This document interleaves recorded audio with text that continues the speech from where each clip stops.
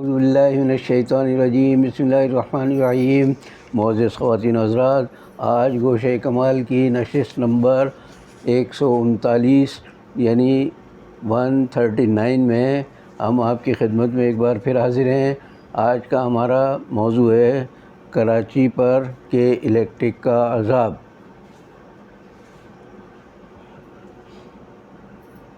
میں نے آج سے کم و بیش ربع صدی قبل یعنی تقریباً 25 سال پہلے ایک کالم میں یہ کہا تھا کہ محکمہ بجلی کی اصلاح کا واحد حل یہ ہے۔ تو اس سے اندازہ کر لیں کہ یہ تقریباً 25-30 سال سے کراچی میں بجلی کا مسئلہ ہے۔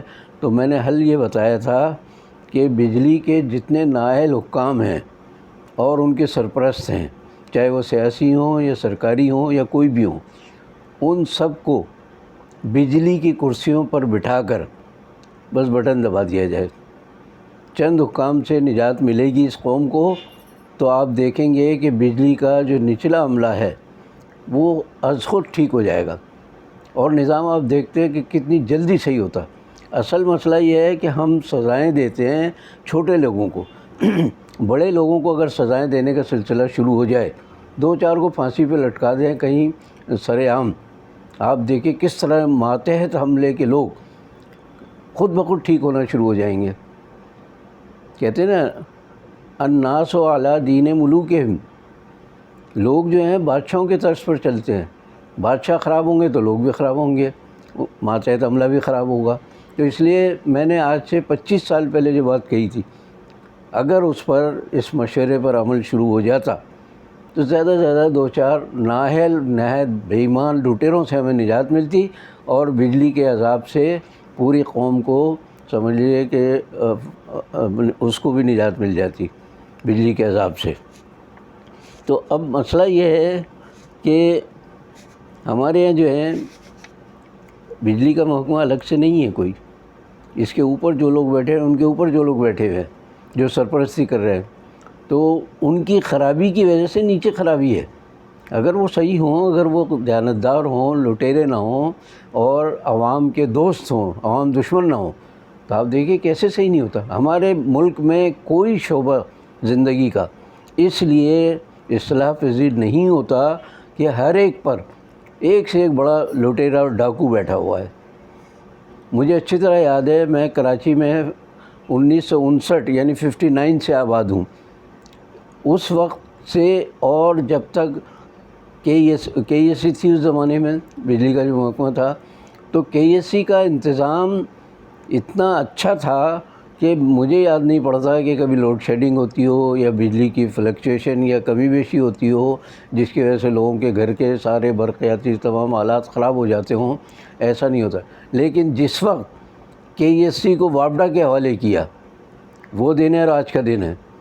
بجلی کا محکمہ کراچی میں بالکل وابڈا نے جس طرح ملک کے دوسرے علاقوں کا حال کر رکھا تھا، وہی حال کراچی کا بھی ہو گیا۔ تو کراچی جو ہے وہ اس کو تباہ کرنے کا دراصل یہ منصوبہ تھا کہ اس کو وابڈا کے حوالے کیا۔ اس کے بعد پتہ نہیں کون کون سی کمپنیاں آئیں، اور آج جو کمپنی مسلط ہے کراچی پر وہ ہے ابراج نامی کوئی کمپنی، جس کی سچی بات ہے کہ ماں باپ کا کچھ پتہ نہیں کہ کون لوگ ہیں، کہاں چلا رہے ہیں۔ پاکستان میں جو لوگ چلا رہے ہیں یہ ملازم ہیں، سب اصل مالکان کا پتہ ہی نہیں۔ کہا جاتا ہے کہ دنیا کے کسی ایک نامعلوم جزیرے پر یہ لوگ رہتے ہیں جو اس کے مالکان ہیں، وہاں کیا کرتے ہیں یہ بھی نہیں معلوم۔ تو یہ جو ہماری ابراج کمپنی ہے، یہ سمجھ لیجئے کہ کیا کہیں اس کو، کہ جس کے ماں باپ کا پتہ نہ ہو اور کہیں اتا پتہ بھی نہ ملتا ہو، تو جا کے کوئی پکڑے، یہاں پکڑیں گے تو یہاں ترجمان اور یہاں کے جو ڈائریکٹر یا بڑے جو بھی افسر ہوں گے وہ کہیں گے جی میں کیا کر سکتا ہوں، اوپر سے یہ آرڈر ہیں، اوپر سے یہ آرڈر ہیں۔ تو اس طرح اب ایک بات جو بہت افسوس کے ساتھ کہنا پڑ رہا ہے کہ کراچی کو لوٹنے میں سب لگے ہوئے ہیں۔ اس کو اپنی معاش کا، اپنے روزگار کا اور کھانے کمانے کا بہترین ذریعہ سمجھا ہوا ہے کراچی کو، لیکن اسے اپناتا کوئی بھی نہیں ہے۔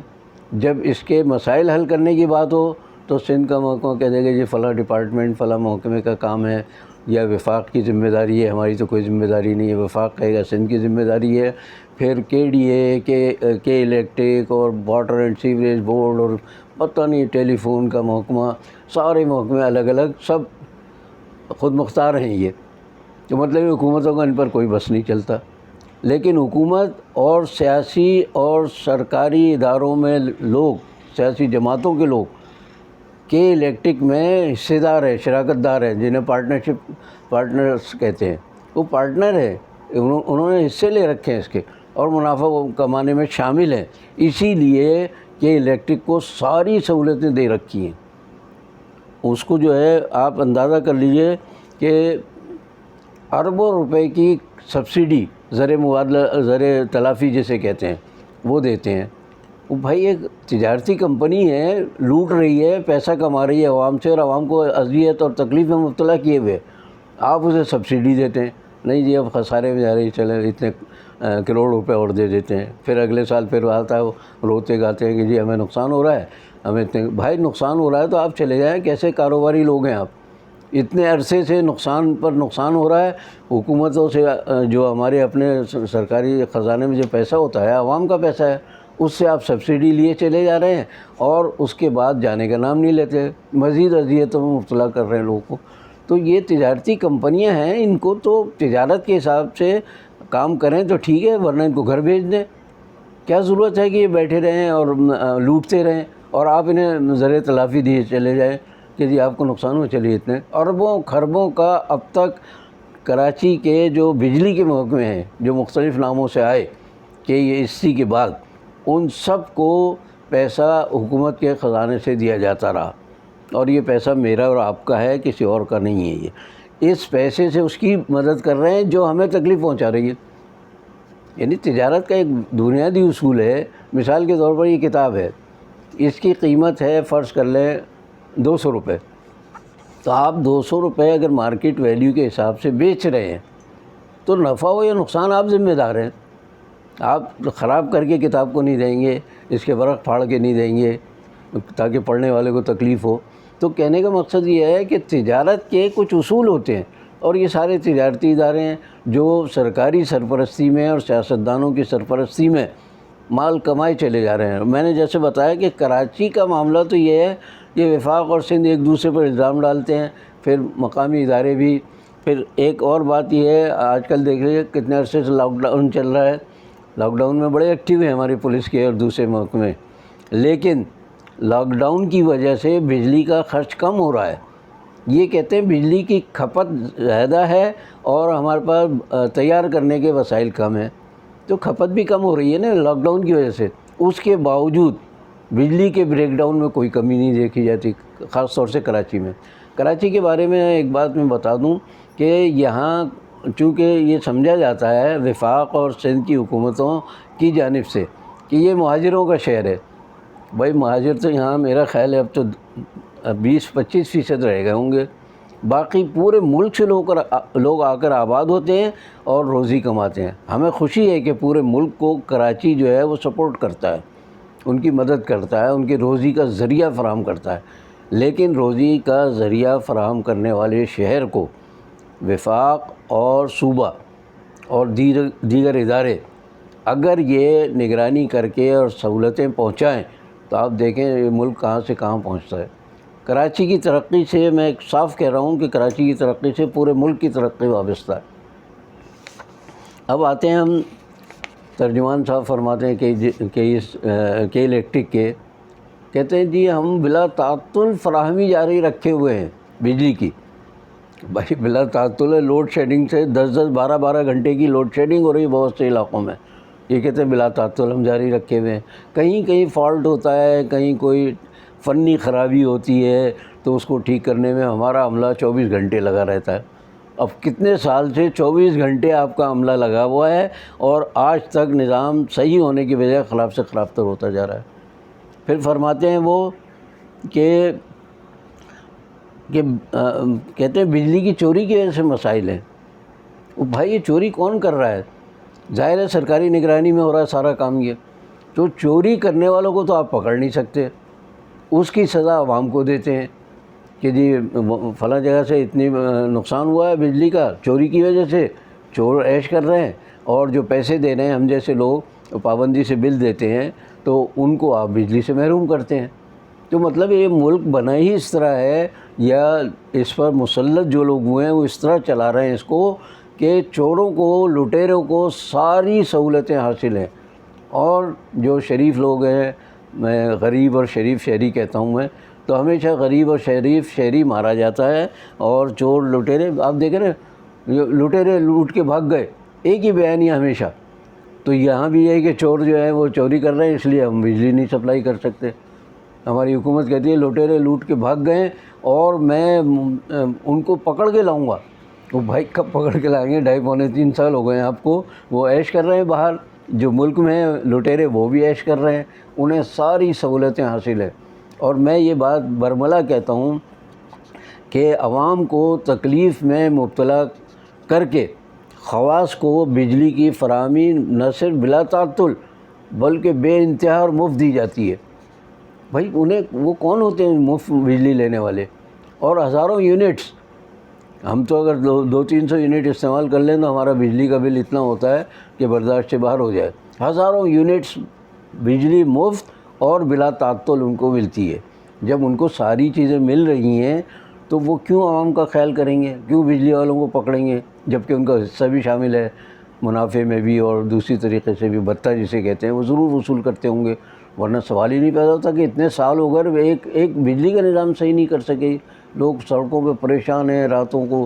ابھی میں نے خبروں میں دیکھا کہ لوگ کہہ رہے ہیں کہ جی ہم کہہ رہے ہیں لاک ڈاؤن کی وجہ سے گھروں میں رہیں لوگ، بیماری جو پھیل رہی ہے کورونا وائرس، اس کے اب گھروں میں کیا رہیں کہ گھروں میں بجلی نہیں ہے۔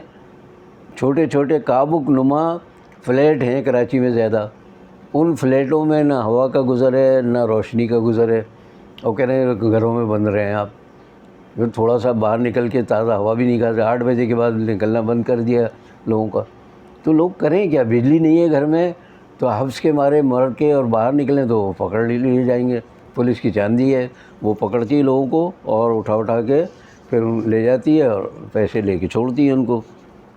اب ایک دلچسپ بات سن لیجیے آپ کہ وفاقی کابینہ نے آئی پی پیز کے لیے پہلے مرحلے میں 86 کروڑ روپے کی ادائیگی کا فیصلہ کیا ہے۔ آئی پی پیز یہ وہ بجلی کی کمپنیاں ہیں کہ جنہوں نے پچھلے حکمرانوں کے ساتھ حصہ ڈال کر لوٹ مار کا جو سلسلہ جاری کیا ہوا ہے۔ کئی کمپنیاں ہیں، ایک ابراج نہیں ہے، ملک کے دوسرے علاقوں میں دوسری کمپنیاں ہیں، تو یہ لوٹ مار کر رہی ہیں، اور حکومت کہہ رہی ہے کہ ہم ان کو 86 کروڑ روپے ادا کرنے والے ہیں، جو 40% حصہ ہے، باقی 60% بھی ہم اس طرح قسطوں میں ادا کریں گے۔ ان کو ادا کرنے کے لیے ان سے چھین لیں سب اور کہیں جاؤ اپنے گھر ادا کریں گے صاحب۔ کیوں کریں گے بھائی؟ جب ساری تو پچھلی حکومتوں نے سارے یہ فیصلے کیے تھے آئی پی پیز کے، وہ اب تک برقرار ہیں اس حکومت میں بھی، اور یہ حکومت برقرار اس طرح رکھی کہ ان کو ادائیگی کر رہی ہے کہ بھائی ہمارے بھائی بند تھے وہ جو لوٹ کے لے گئے یا لوٹ میں شریک تھے، ہم بھی انہی کے بھائی بند ہیں، چلیے ہم پیسے دے دیتے ہیں آپ کو، آپ مشکل میں ہیں نا، آپ کے اتنے پیسے باقی ہیں پاکستان کی حکومت پر نہیں بلکہ پاکستان کے عوام پر جن کو بجلی نہیں مل رہی ہے، لیکن ہم آپ کو 86 کروڑ روپے ادا کر دیتے ہیں۔ تو اب ایک بات جو ہے وہ کہ الیکٹرک نے ابھی درخواست دی ہے نیپرا میں کہ جی ہمیں 6.31 روپے فی یونٹ اضافے کی اجازت دی جائے بجلی کی قیمت میں۔ اللہ کی پناہ، مجھے یاد ہے کہ 4 آنے فی یونٹ یا شاید اس سے بھی کم یونٹ تھی جب میں کراچی آیا تھا، اب کہہ رہے ہیں اضافہ 6.31 روپے، تو اندازہ کر لیجیے اس وقت قیمت 16 روپے سے 20 روپے فی یونٹ تو پہلے ہی ہے، اور یہ مانگ رہے ہیں اجازت نیپرا سے کہ آپ ہمیں مزید اضافے کی اجازت دیں، اس لیے کہ ہمارا گزارا نہیں ہو رہا۔ گزارا کن کا نہیں ہو رہا؟ جو لاکھوں روپے کی تنخواہیں لے رہے ہیں اور کروڑوں روپے بھتے میں دے رہے ہیں اور اربوں روپے عوام کے اور سرکاری خزانے سے وصول کر رہے ہیں۔ اب یہ جو مانگ رہے ہیں یہ کہ الیکٹرک والے، یہ کہہ رہے ہیں جنوری تا مارچ کے ایڈجسٹمنٹ ہے یہ، یعنی جنوری سے مارچ تک ہم نے جو بل دیے تھے اس میں پیسے کم لیے ہم نے، تو اس کی اجازت دی جائے کہ ہم اور لیں پیسے۔ یہ تو بالکل ایسی بات ہوئی کہ مؤثر و ماضی کسی قانون کو آپ عمل کے لیے لائیں کہ جی آج ہم یہ قانون بنا رہے ہیں کہ 25 سال پہلے فلاں شخص نے جو زیادہ منافع لیا یا کم پیسے دیے حکومت کو، اس سے لوٹ لیے جائیں، واپس لیے جائیں۔ تو یہ مؤثر و ماضی جو ہے یہ انتہائی ناقص قانون ہوتا ہے، اور اس کو نافذ کرنے والے بدترین لٹیرے ہوتے ہیں۔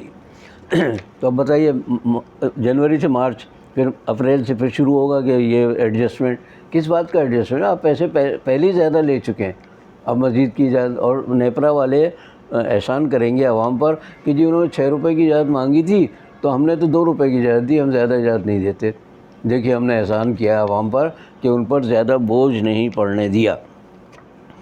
اب ایک بات ذرا یہ سن لیجئے کہ ابھی ہر ہفتے حکومت کا اعداد و شمار کا محکمہ ہے، ادارہ شماریات کہلاتا ہے، ہر ہفتے رپورٹ جاری کرتا ہے کہ وہ ملک میں مہنگائی کی کیا صورتحال ہے، اشیاء کا کیا حال ہے۔ تو ابھی پچھلے ہفتے کی جو رپورٹ دی ہے اس نے کہا کہ اس ہفتے میں 16.12% اضافہ ہوا اشیاء کی قیمتوں میں۔ اللہ کا قہر نازل ہو ان لوگوں پر کہ جو مسلسل اضافہ کر رہے ہیں، اور ابھی ایک ہفتے میں 16.12% اضافہ انہی کا سرکاری محکمہ کہہ رہا ہے، کوئی اور نہیں کہہ رہا ہے۔